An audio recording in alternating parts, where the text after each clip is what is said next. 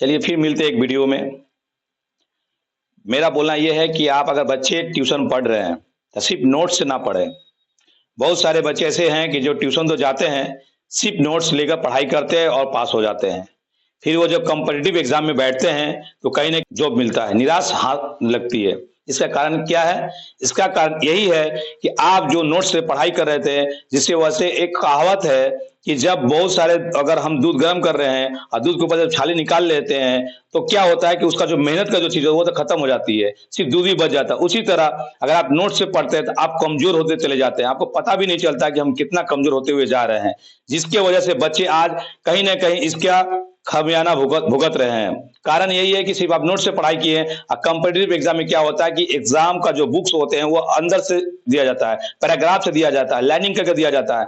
इसीलिए मैं बच्चों से बोलूंगा कि ट्यूशन पढ़ें, पढ़ने जाए अच्छी बात है, नोट्स ले अच्छी बात है, कम से कम 2 घंटा घर में अपना बुक को जो है, किताब को जो रीड करने की कोशिश करें, उसको पढ़ने की कोशिश करें। बुक में क्या बोला जा रहा है, लेसन क्या बोल रहा है, उसमें क्या कहना चाहता है, क्या राइटर क्या बोल रहा है या कवि क्या बोल रहे हैं, वो आपको बताएगा वो पेज।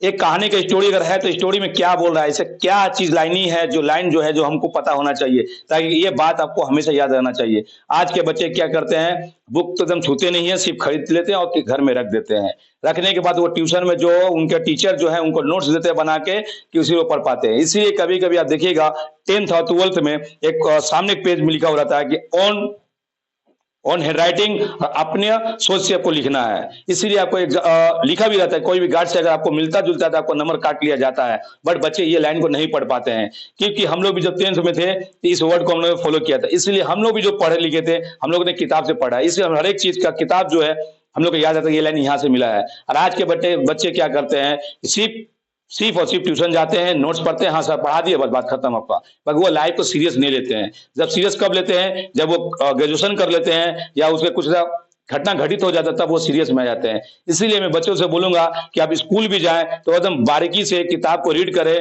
पढ़े सर क्या पढ़ा रहे हैं क्या नहीं पढ़ा रहे हैं। उसके बाद अगर ट्यूशन जा रहे हैं तो ट्यूशन में भी जाएं तो सर अगर नोट्स दे रहे हैं तो आप उन्हें पूरा किताब को खोल के देखिए कि वाकई में ये जो आंसर जो है और भी सरल है कि नहीं है। और जो भी इस तरह आप पढ़ाई करेंगे तो आप समझ लीजिए कि आने वाले समय में कोई भी एग्जाम क्लियर कर सकते हैं, कोई भी एग्जाम आराम से क्लियर कर सकते हैं, क्योंकि आपको पढ़ने में, क्योंकि वो सारे आंसर और क्वेश्चन जो है वो बुक के अंदर का होता है, किताब के अंदर का होता है, बाकी वो नोट्स में काम नहीं करता। उसके बाद आप खुद से आपको बनाना पड़ता है। उसी तरह पीएचडी जब आप करेंगे तो आपको खुद से लिखना पड़ता है, क्योंकि आपको सोच क्या बताता है उस पर डिपेंड करता है। इसीलिए जब तक आप अगर किताब का पूरा फॉलो नहीं करेंगे, पूरा पढ़े लिखेंगे नहीं, तब तक आप एक अच्छे विद्यार्थी नहीं बन पाएंगे। इसीलिए अच्छी चीज को याद रखें, नोट्स के पीछे ना जाए, पास होने के चक्कर में ना रहे, और अच्छा ज्ञान पाने के लिए किताब के साथ दिल लगाए और उसको समझे, ताकि वो आने वाले समय में आपको एक फल के रूप में हर कुछ आपको देकर जाएगा। जीवन आपका सरल और शांतिपूर्ण जीवन होगा। नहीं तो सिर्फ आप पास कर पाएंगे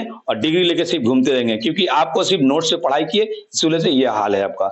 याद रखिए मेरे बातों को।